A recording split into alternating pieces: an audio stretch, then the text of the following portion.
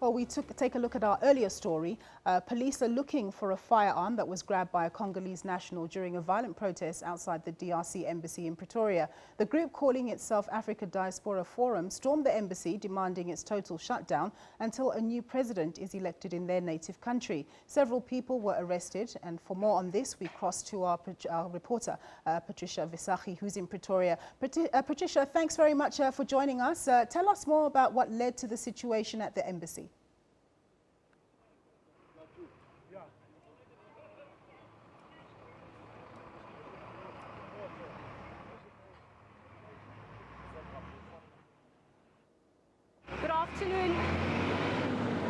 Good afternoon. Of course, as you can see, the situation remains very much tense here in, of course, Francis Bart Street in Arcadia, in the heart of Pretoria, where clashes since this morning had started unfolding here at the embassy. As, of course, we saw several Congolese nationals storming the embassy, trying to capture the embassy, occupy the embassy, and this all in a protest over what they demand, saying that they want the DRC President Joseph Kabila to step down immediately. They're not supporting his rather plans to prolong or extend his presidential term in that country.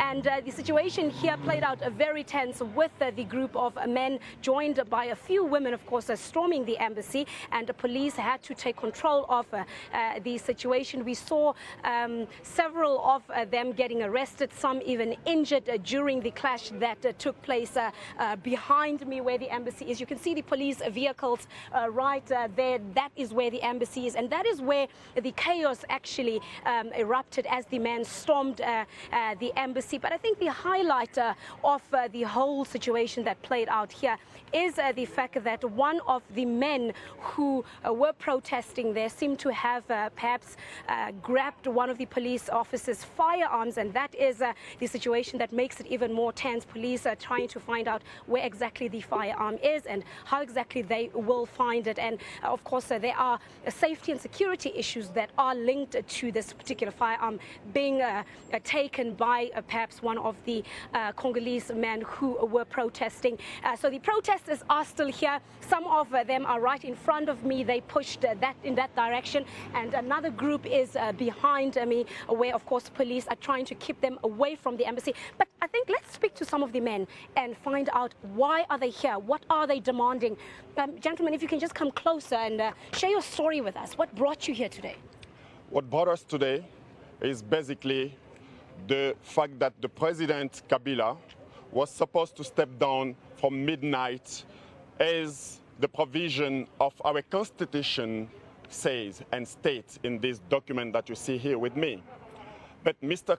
Kabila, for the past 16 years, hasn't been able to organize free and fair elections in the Democratic Republic of Congo. Now, the violence that played out here, is that the way we do things? I'm totally sorry, and once upon a time I just replied to these questions. It's out of exasperation that the Congolese people have been here, because there's a genocide in the Congo, a complete silence genocide. No one is talking about it. The media is not reporting about it. 12 million people killed for the past 20 years. I once was with the ICC prosecutor, and I asked her the question. She said that they cannot prosecute Joseph Kabila because the Roma Statute was signed in 2002, and Kabila was not there for those massacre and bloodthirsty. So we totally against what happened today, and we disagree totally that a firearm has been seized by one of our members. Just because generally what Mr. Kabila does, he has got his own people, that supporters that are here, who generally come to disturb our peaceful march. Okay, let's talk about the firearm, because that is a very, very sensitive issue. That any of you see what happened, perhaps you know one of your members that has the firearm. I would say that I didn't see what happened exactly, because you know that there are people that were injured, and I was more busy to save lives rather than looking who has taken the firearms. When we called the colonel to negotiate and see where could we make our people peaceful so that we'll see who has taken the firearm, then they started shooting again, and it's escalated. That's the point. Okay, So, where to from now? You said you will be here the whole day. Your plan is to get inside the embassy. You want all Congolese officials, the ambassador, the high commissioner, all of them, the diplomats, to step down. And you have made a call on President Jacob Zuma. Just remind us exactly what is that? well, you might remember that in 2003, there was a dialogue here in South Africa, in Pretoria and Sun City. That's where this document was signed. And it states clearly that Your plan about here, sir? our plan about here, we are going to stay here until we could negotiate with the South African government, because we are here to defend our land.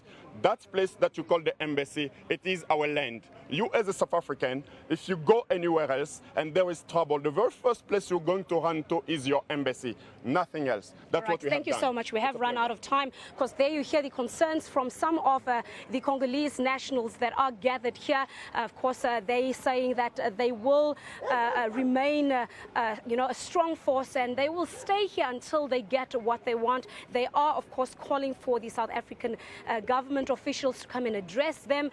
They're also calling for perhaps somebody from the embassy to also come and address them. Police, as you can see, are keeping a tight eye. The situation remains under control. Earlier we saw a police helicopter also, hovering the skies, trying to get aerial views of what is happening here. But so far the situation is under control, but it remains very, very tense. It's back to you in the studio.